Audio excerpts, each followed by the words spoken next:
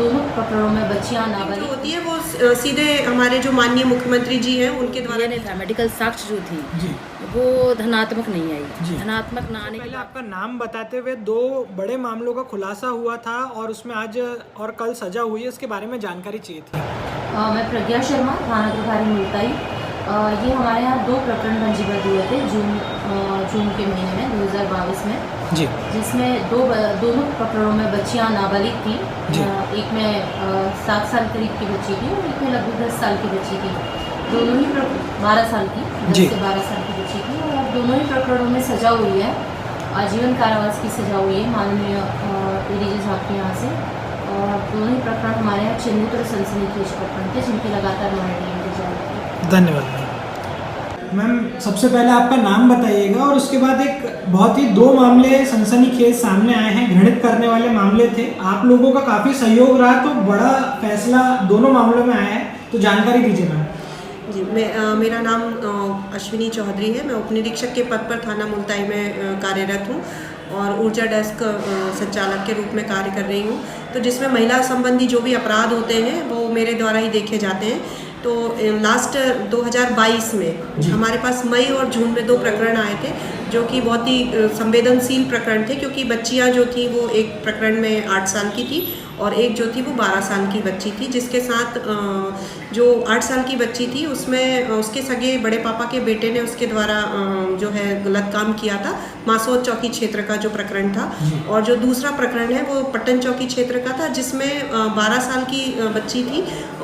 किसी unknown person ने, मतलब जो जिसको वो जानती नहीं थी, शादी में मेहमान आया था, उस व्यक्ति ने उसको 5 रुपये दिए लालच बच्चे को खिलाने का, चॉकलेट वगैरह, और उसको लेके गया गाड़ी पे बिठाल के अपने साथ, उसके साथ गलत काम किया और फिर वापस लाके सुबह 4 बजे के करीब घर के नज़दीक छोड़ के चला गया था। तो उस प्रकरण में हमारे द्वारा जो है FIR ली गई और FIR लेके विवेचना की गई। विवेचना के बाद जब हमने आरोपी को राउंड अप किया और माननीय न्यायालय में प्रस्तुत किया उसको, तो न्यायालय द्वारा उन्हें JR पर भेज दिया गया जुडिशियल रिमांड में।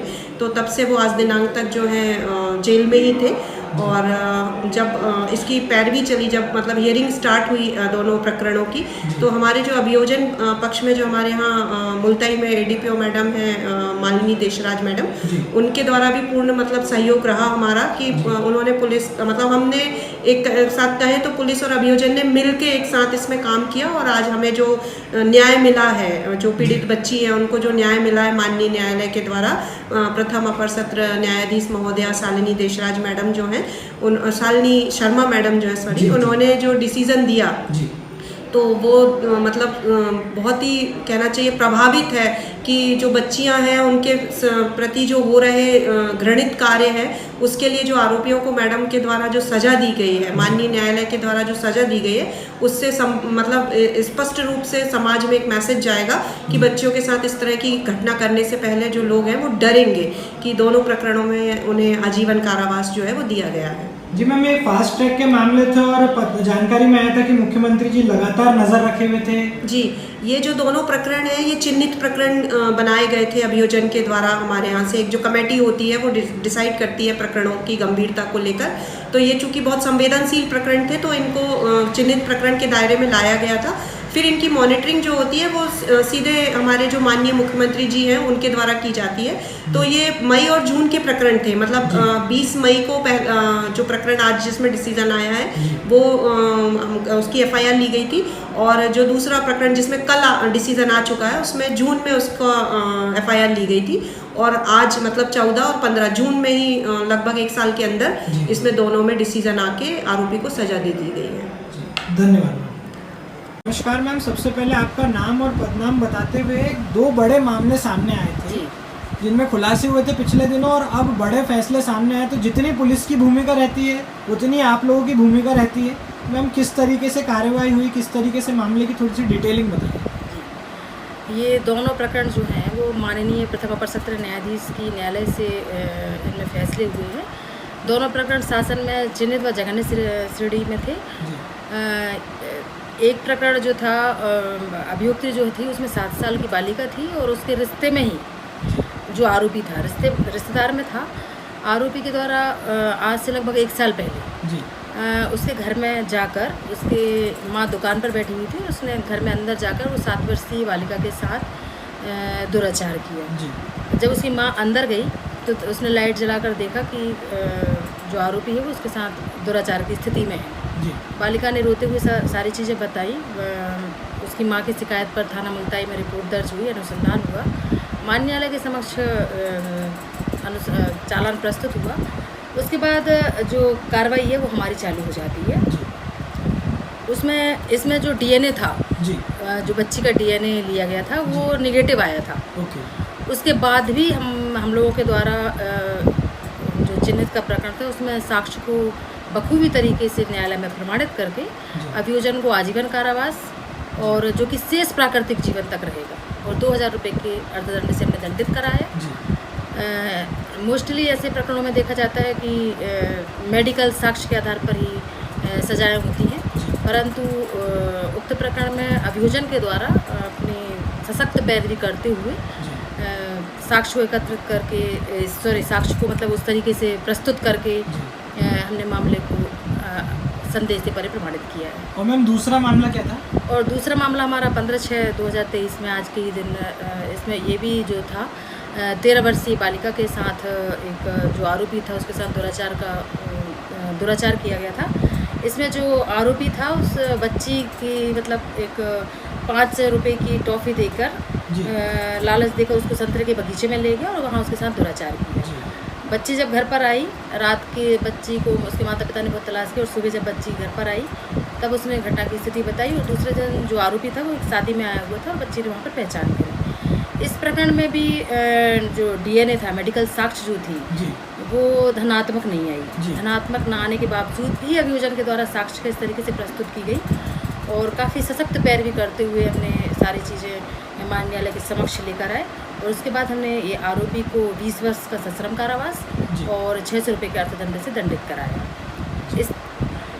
मैम ये इस तरीके के जो मामले अभी वर्तमान में सामने आ रहे हैं, तो जो भी अभी इस वीडियो के माध्यम से लोग देखेंगे, जो बच्चियां रहती हैं, उनको क्या संदेश देना चाहेंगे आप?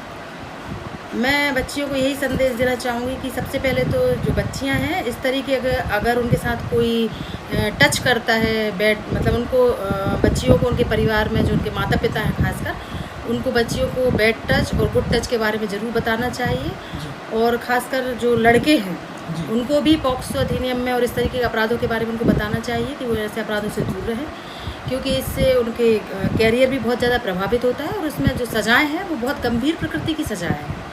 सारी सज़ाएँ जो हैं वो 20 साल से ऊपर की हैं, 20 साल तक की सज़ाएँ हैं। तो इसमें बच्चों को यानी जो खासकर लड़कों को या जो बालक या बालिका हैं उनको ये पॉक्सो अधिनियम के बारे में भी बताना चाहिए। माँ बाप को भी सचेत रहना चाहिए इस संबंध में कि बच्चों को मोबाइल से खासकर सोशल मीडिया से बच्चों को थोड़ा सा इस संबंध में दूरी बना के रखना चाहिए कि वो बच्चे मोबाइल में क्या देख रहे हैं क्या नहीं देख रहे हैं, इस तरफ भी शिक्षक हुए माता पिता हुए उनको बराबर ध्यान देना चाहिए जिससे इन अपराधों में कमी आए, क्योंकि छोटे बच्चों के साथ हुए अपराध उन पर काफ़ी उनकी जो जीवन है उन पर बहुत प्रभावित करते हैं, इसलिए हमें इस तरफ ध्यान देने की बहुत आवश्यकता है।